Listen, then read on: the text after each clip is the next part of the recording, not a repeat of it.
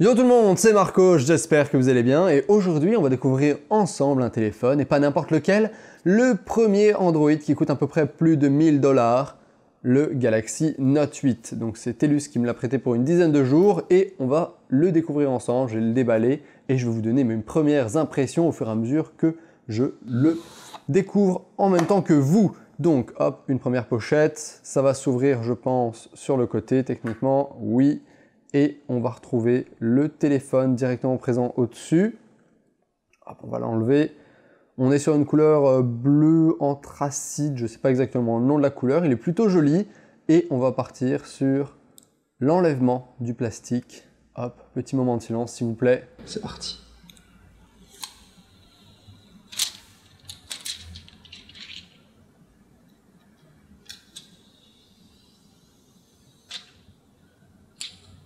Ah, ça fait extrêmement du bien. Donc il est très beau, il se prend bien en main, il n'est pas très large. Il n'est pas extrêmement large, je dirais qu'il fait la même largeur que le S8 presque ou que le S8 Plus. Quasiment la même largeur que mon OnePlus 3. Par contre, il est extrêmement long. Ça je vous le dis, il est extrêmement long. Je ne sais pas si vous en rendez compte comme ça. Mais je pense que le premier truc qui me frappe sur le téléphone là, c'est qu'il est super long. Il se prend bien en main. Il est vraiment très bien en main, mais il est ultra long. On retrouve un bouton sur le côté ici pour l'allumer. À l'arrière, on a deux capteurs photo, le flash plus le capteur d'empreinte digitale. Et de l'autre côté, on a deux boutons pour le volume et un bouton, un bouton pour Bixby. L'arrière, c'est de l'aluminium recouvert avec une petite plaque en verre. Ce qui fait que ça prend beaucoup les traces de doigts. Je ne sais pas si vous le verrez à la caméra, mais ça prend beaucoup les traces de doigts alors que ça fait 3 minutes que je l'ai en main. Il y a déjà 20 000 traces de doigts dessus.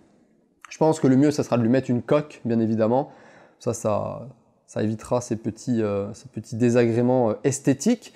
Par contre, l'écran à l'avant est immense. Alors, c'est un écran, je crois, qui fait 6,3 pouces. Il est vraiment très grand, c'est un Super AMOLED, définition de Quad HD. On a une caméra frontale, un haut-parleur en haut, et en dessous on retrouve de l'USB type C, une prise jack, je remercie Samsung d'avoir mis une prise jack. On retrouve un autre haut-parleur et on retrouve le petit stylet qui va sortir juste comme ça, hop, le petit stylet qui a la caractéristique des Note 8, enfin des Samsung Galaxy Note en général. L'écran est juste splendide, vous avez tellement de place, il est splendide. On n'a aucun bouton physique sur l'avant du téléphone. Comme vous le voyez, on n'a aucun bouton physique sur l'avant du téléphone. Mais tout se fait tactile et puis l'écran est suffisamment grand pour que l'intégration des boutons tactiles en bas de navigation ne gêne absolument pas.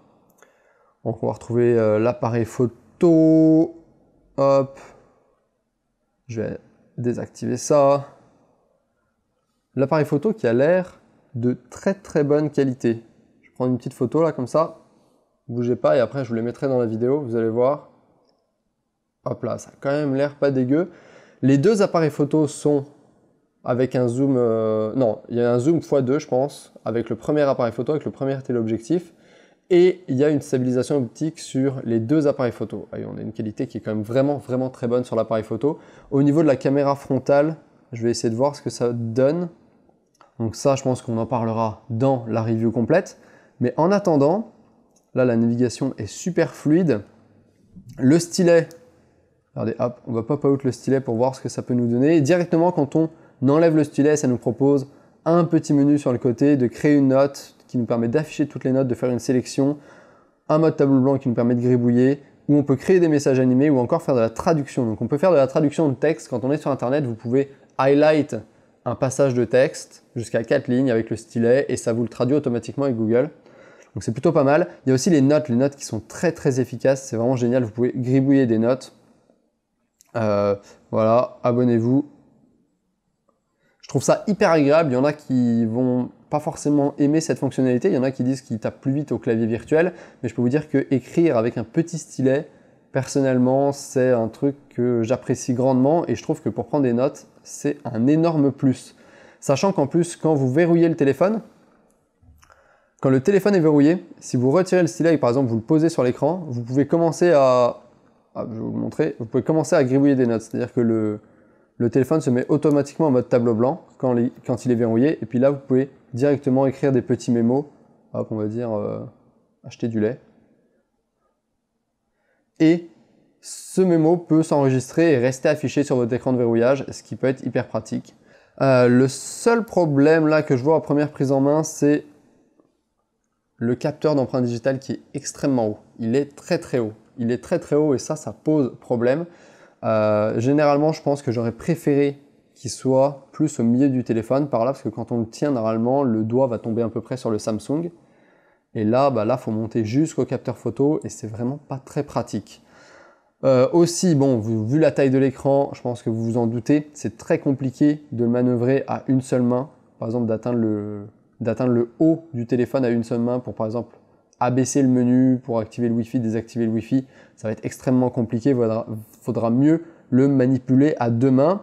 En attendant, on retrouve l'interface Samsung classique au niveau des paramètres et du menu, c'est standard. Le launcher et les applications également, c'est classique. On se retrouve avec tout ce que Samsung propose sur ses autres téléphones. On a un téléphone qui va ressembler beaucoup au Samsung Galaxy S8 et S8 Plus. Les seules grosses différences, c'est le double capteur photo, l'écran qui est un petit peu plus grand et le stylet. Mais clairement, on a un téléphone qui est extrêmement haut de gamme. Donc déjà, quand on le prend dans la main, ça se sent. La taille de l'écran est absolument gigantesque. Le fait qu'il soit sans bord, c'est très très beau d'un point de vue design. Et il est juste splendide d'un point de vue résolution. C'est hyper bien défini. Il faudra que je vois ce que ça donne d'un point de vue utilisation quotidienne, etc.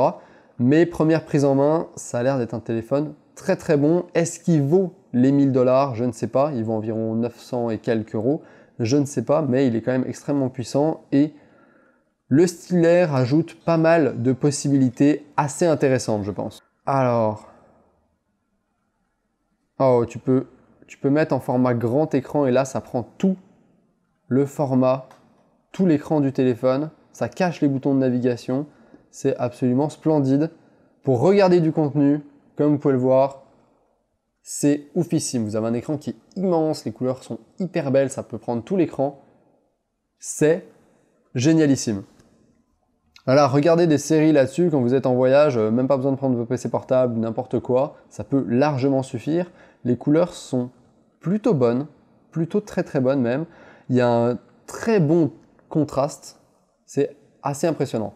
Bref, on va s'arrêter là pour cette petite preview, ce petit déballage du Samsung Note 8. J'espère que ça vous aura plu. On va se retrouver très prochainement pour le test et la review complète du téléphone qui sera bien plus détaillée, ça sera bien plus clair et précis aussi.